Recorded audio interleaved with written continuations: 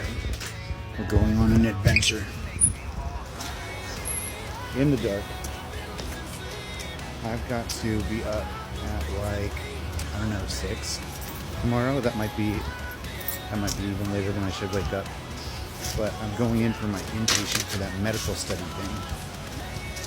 And I need to pack because I didn't do any of that shit ahead of time. I'm normally so much more responsible than this, but like, I got distracted, man. Which key are you? Oh, I found my keys. See? Speaking of which, the key I found at work on that chest looks exactly like this key. Not exactly. It had like 3 rings, like one of the other keys that were from that same party.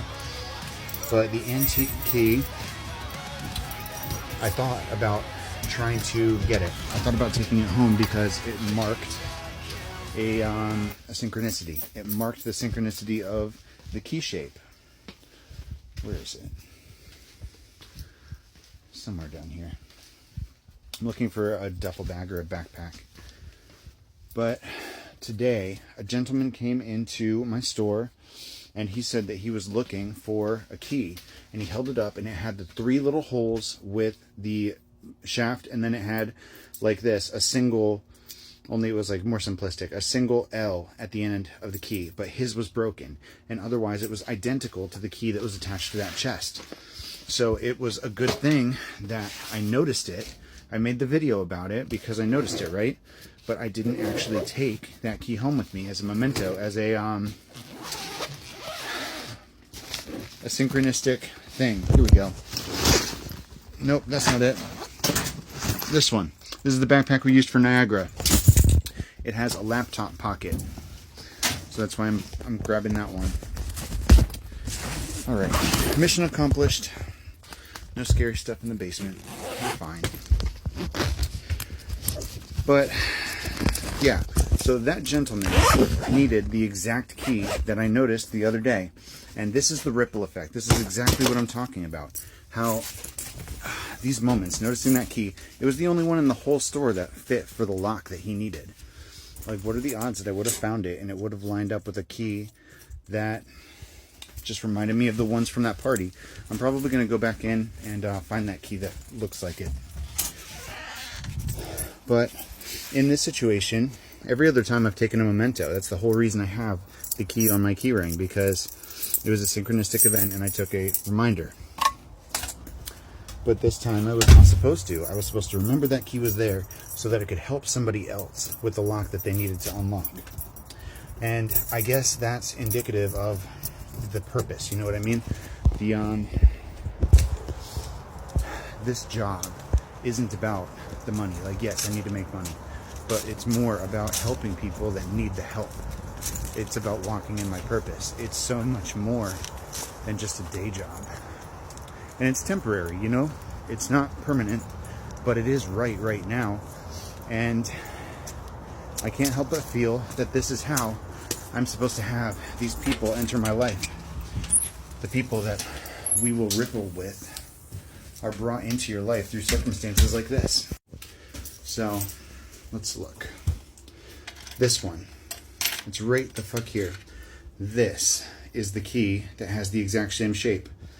Only the end of the key looked like this. But the handle of the key looked like that. So maybe I'll do something with this key. It's got to be that shape for a reason.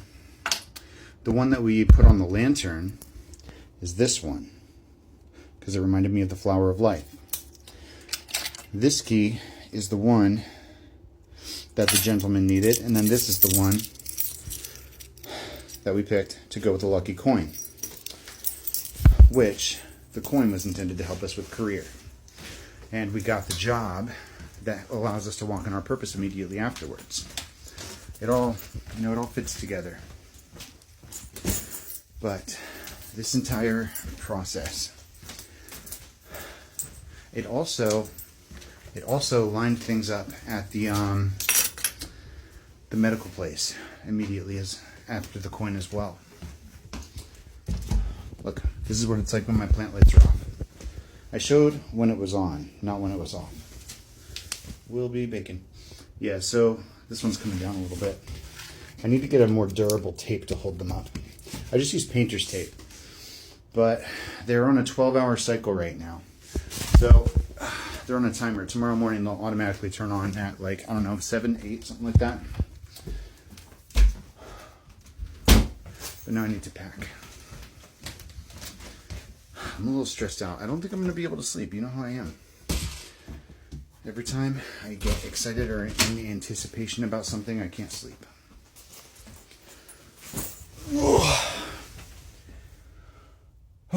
At trivia, though, we tied for first fucking place. We were behind by 1 point for the month to get first place for the month. And then for the week, we were tied for first. And then there's like a wager round at the end. And that's where we lost. We got that one wrong and lost 10 points, which put us behind. But I don't think I want to pack yet. I know I'm supposed to. I'm procrastinating. Strength. We do a little reading? Maybe not. I'm not going to do a reading. Maybe at the hospital, because I will have time on my hands. I'm like really nervous about navigating that parking garage, though. That's really the most terrifying thing. It's a lot of tight corners and which ways and places to get lost. So I don't know how that's going to go. But the energy that I'm getting right now is one of independence. I'm getting that it's time to test the self-sufficiency. We've done that in a lot of other ways, but when it comes to driving a significant amount of distance, using a parking garage we're not really comfortable in, having to validate parking and check myself in and not get lost on the way up to the whatever floor I have to go to, it's a lot. It feels like a lot right now. But I have come so far. Even 3 months ago, I wasn't driving. I wasn't able to get myself to work and back. Now I can do that. I got a job. I'm doing this whole medical lab rat experiment thing. Like, I've pushed myself so outside of my comfort zone that it's not even a comparison anymore. And you know, somebody asked me tonight, like, what my TikTok was. And there's been an energy in some of the readings recently about refocusing on why you do what you do. What was your first reason? And that brings me back to OA. The OA? She asks BBA, who has lost herself, what was your first reason? Like, why did you become a teacher? So, that question had me thinking about why I made a TikTok. And the truth is, the answer I gave may not have been totally honest, because there's so much to the story that isn't readily available if you were to just watch a couple videos. I made this TikTok because I found my twin flame. I fell in love, and then he disappeared. Our only connection was through social media, and I knew that he would watch me. And he did. Still does sometimes. That's why I made it. And I kept on posting because I wanted him to watch me. I wanted him to see what I became. Because the man I was almost 2 years ago, is not the man that's around today. Not in any way, shape, or form. Different beast altogether. I started reading cards. I healed. I learned a lot of lessons. I started over. I grew self-sufficient, less codependent. I pushed myself out of my comfort zones, and I grew. I hopped timelines. I traveled dimensions. I entered my best life, the best version of myself, and I'm still growing. So I guess the reason why I still post is because I'm not done yet. I'm not done growing. I'm not done changing. Now I just do me.